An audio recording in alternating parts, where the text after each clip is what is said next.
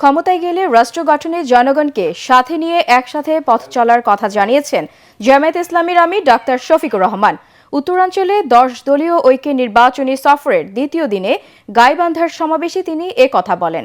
জামায়াত আমির বলেন, ক্ষমতায় গেলে চাঁদাবাজি নির্মূল করে অপরাধে জড়িতদের পুনর্বাসন করা হবে। গ্রাম ও শহরের নাগরিক সুবিধার সমান করার প্রতিশ্রুতিও দেন শফিকুর রহমান।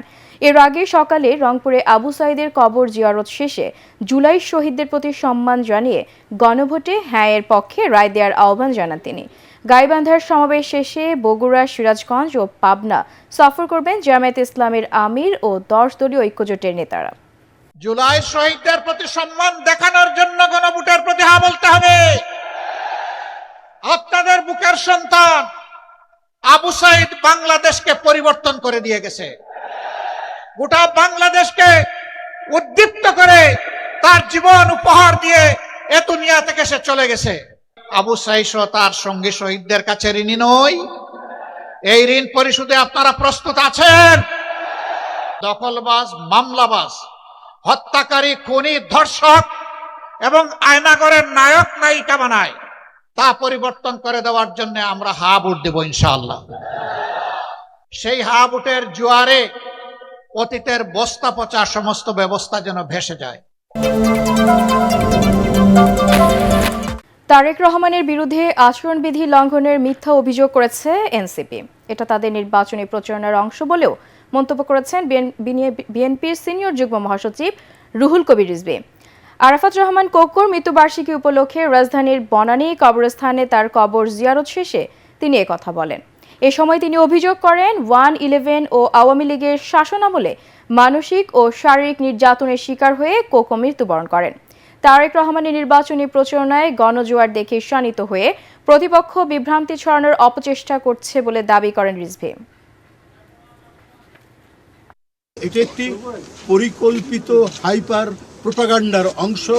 জনাব তারেক রহমান তিনি তার যে ডিসেন্ট কথাবার্তা, তার যে চমৎকার বক্তব্য এবং জনগণের সাথে সম্পর্কিত এবং জনগণের সাথে মিথস্ক্রিয়ার মাধ্যমে তার বক্তব্য যে আজকে প্রশংসিত হচ্ছে, তার নেতৃত্ব যে আজকে সারা দেশের মানুষের কাছে গ্রহণযোগ্য, এটিকে মেলাইন করার জন্য, এটি জনগণের কাছে বিভ্রান্তি তৈরি করার জন্য। চট্টগ্রাম সহ ৪ জেলায় আগামীকাল সমাবেশ করবেন বিএনপি চেয়ারম্যান তারেক রহমান। রোববার সকাল থেকে দিনব্যাপী চট্টগ্রাম, ফেনী, কুমিল্লা ও নারায়ণগঞ্জে একাধিক কর্মসূচিতে অংশ নেবেন তিনি। দলের চেয়ারম্যান আগমন উপলক্ষে জেলাগুলোতে ব্যাপক প্রস্তুতি নিয়েছে স্থানীয় বিএনপি। সমাবেশগুলোতে কয়েক লাখ মানুষ অংশ নেবে বলে আশা করছেন দলের নেতারা। ভোট চুরি ঠেকাতে 12 ফেব্রুয়ারি নির্বাচনের ফলাফল ঘোষণা না হওয়া পর্যন্ত ভোটারদের সতর্ক থাকার আহ্বান জানিয়েছেন ব্রাহ্মণবাড়িয়া 2 আসনের স্বতন্ত্র প্রার্থী ব্যারিস্টার রুমিন ফারহানা। সরাইল উপজেলার পাকশিমুল ইউনিয়নের 5 গাঁওয়ে নির্বাচনী জনসভায় তিনি কথা বলেন। এ সময় তিনি আরও বলেন, হাঁস হলো ভাগ্য পরিবর্তন ও নতুন শান্তির প্রতীক। তাই এলাকার উন্নয়নের লক্ষ্যে ভোটারদের হাঁস মার্কায় ভোট দেওয়ার আহ্বানও জানান তিনি। এই সভার মাধ্যমে তিনি তার নির্বাচনী প্রচারণা শুরু করেন। আগামী 11 ফেব্রুয়ারি বিকাল থেকে 12 ফেব্রুয়ারি নির্বাচনের ফলাফল ঘোষণা না হওয়া পর্যন্ত আপনারা সতর্ক সজাগ থাকবেন, কেউ যেন ভোট চুরি করতে না পারে। বাগেরহাটে 9 মাসের শিশু সন্তানকে হত্যার পর ছাত্রলীগ নেতার স্ত্রীর আত্মহত্যা করেছেন।